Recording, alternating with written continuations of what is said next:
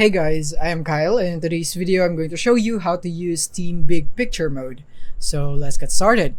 So here we are, and all you have to do is open your Steam app right here in your PC, and then from here you want to navigate and find this button right here. As you can see, it says enter Big Picture mode. All you have to do is click on that, and then just like that, you have now successfully used Big Picture mode right here.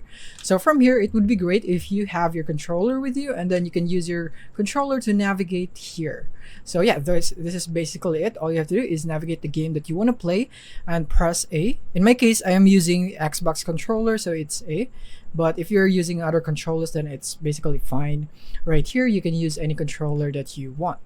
And then now to exit is all I have to do from here is press B. And then just like that, I am now back right here. So I'm just gonna go and exit on this one, and I'm gonna press B, and then from here I'm gonna go into power and press A, and then I'm just gonna go exit Big Picture mode right there. And just like that, we have now exited Big Picture mode. And now what we're gonna do is that I'm gonna show you how you can have a console-like experience here using your PC. Like for example, you want to use your PC as a console itself, so you can click here on Steam right here and click on settings.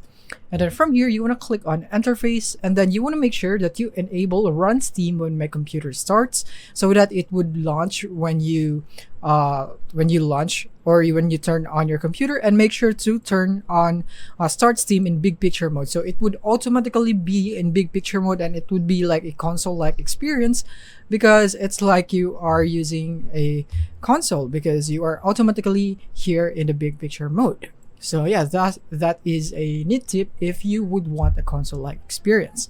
So that is basically it on how you can use Steam Big Picture mode. Thank you for watching.